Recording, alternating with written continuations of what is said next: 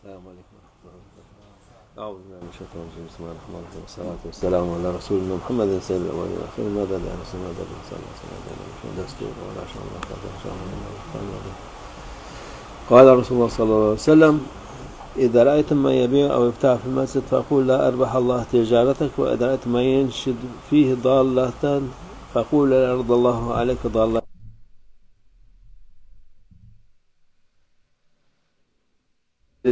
Görürseniz ona da Allah sana kaybettiğini geri getirmesin diye. Hani onun mescitte Allah rızası için olacak. Her şey Allah yolunda olması lazım.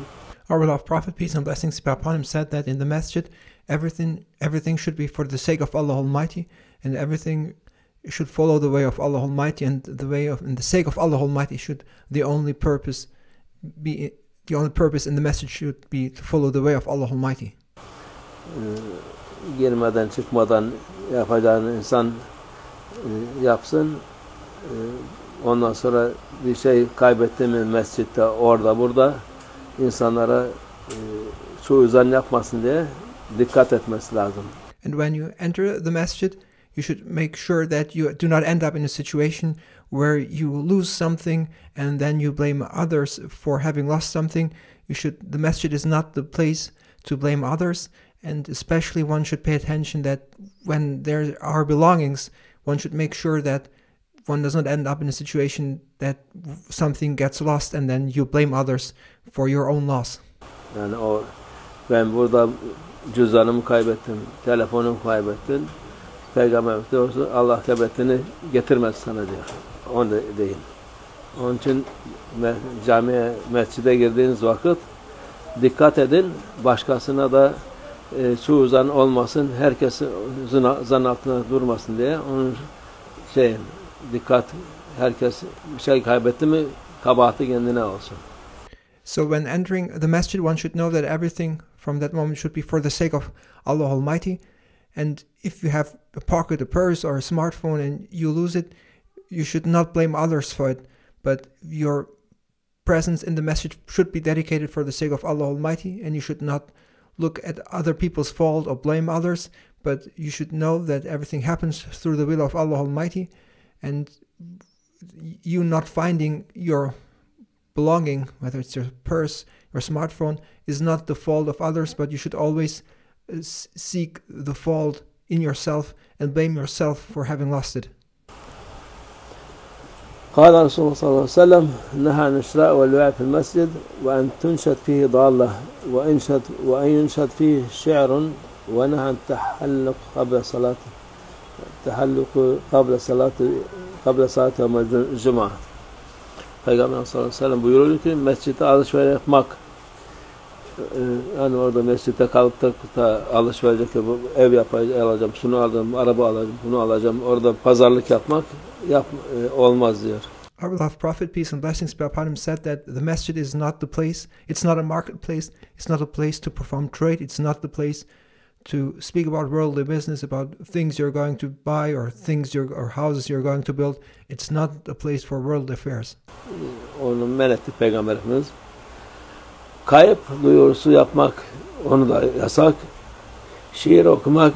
And our beloved Prophet, peace and blessings be upon him, on one side he prohibited and did not recommend to talk worldly business in the masjid. On the other side, he also prohibited to make announcement that something got lost in the masjid. Cuma günü namazdan önce halka kurmak yasaklanmıştır.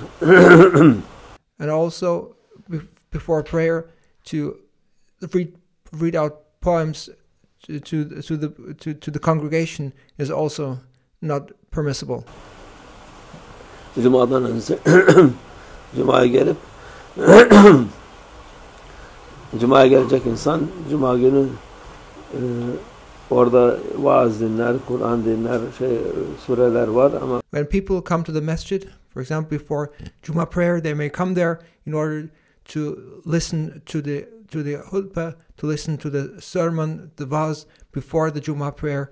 They may listen to the recitation of the Quran. Kalkıp da halka kurup da muhabbet yapmak onu men etmiştir Peygamber sallallahu aleyhi ve sellem. But it is not permissible to come together before Jummah inside the masjid and to do other things besides dedicating oneself to Allah Almighty through worship or to listening to good words. One should not congregate in the masjid in order to talk about worldly affairs or to just trash talk. قال رسول الله صلى الله عليه وسلم لا تتخذوا المساجد طرقا إلا لذكر أو صلاة. Peygamber sallallahu aleyhi ve sellem buyuruyor ki mescitleri zikir veya namaz dışında yol edinmeyin. Yani eski mescitler büyük olur. Oradan kestirmeden ben buradan geçeyim diye onu güzel olmaz diyor Peygamber Efendimiz. So the masjid should not be a place for chit chat, and in addition to that, the masjid should also not be places to be a shortcut. So when you go to the masjid, you should go to the masjid for prayer or for remembering Allah Almighty, but you should not pass through a masjid because it connects you to get from one place to another place, and you just use that masjid, the area of the masjid, as a shortcut. Namaz için gireceksen girersin, öteki taraftan başka şey için gene namaza gidersen olur. When you enter the masjid in order for prayer, that's okay. Or if you pass through a masjid to reach another place for prayer, that's also okay, but the masjid should not be used as a shortcut. Yol geçen yapmayın diyor Peygamber sallallahu aleyhi ve sellem.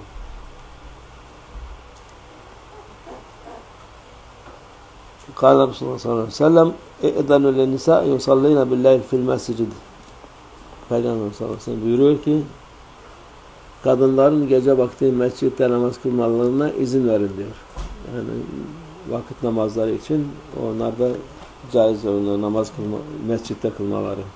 And our beloved Prophet, peace and blessings be upon him, said that it is permissible for women to come to the night prayers, such as the 5 obligatory prayers, such as Maghrib or Isha. It is permissible for them to attend those prayers, those obligatory prayers during the night. قال رسول الله صلى الله عليه وسلم اِذَنُوا لِلنِّسَاءِ بِاللَّيْلِ فِي الْمَسَاجِدِ.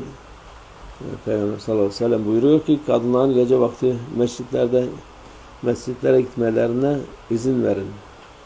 And our beloved Prophet, peace and blessings be upon him, thus allows and says it is permissible for women to attend night prayers inside the masjid and to go to the masjid for performing their night prayers there. قال رسول الله صلى الله عليه وسلم إذا استأذن أحدكم امرأته إلى المسجد فلا يمنعها. Peygamber sallallahu aleyhi ve sellem buyuruyor ki sizden biriniz hanımı mescide gitmek için izin istediğinde ona bundan men etmeyin diyor.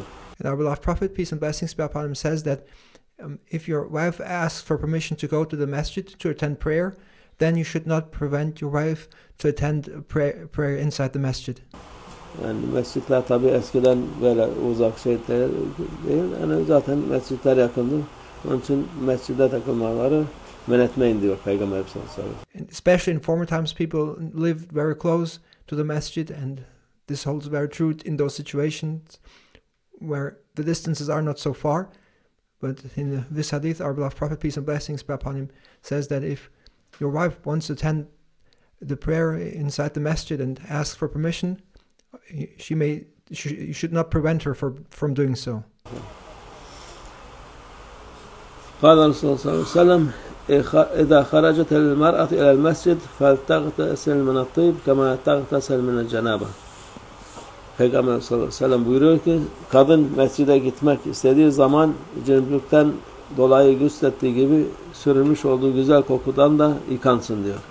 Yani öyle mescide giderken başkasına günaha sokmasın diye o koku falan var. Ya hiç kokmasın kokuyu. Koku varsa onda yıkasın diyor. But our beloved Prophet, peace and blessings be upon him, recommends that when the women attend and go to the masjid to perform prayer, they should make sure that as they purify and clean themselves for prayer and perform ablution, they should likewise wash themselves and clean themselves of any perfumes, and they should not apply perfumes, but should wash them away so that they may not distract others and may not cause others to perform a sin.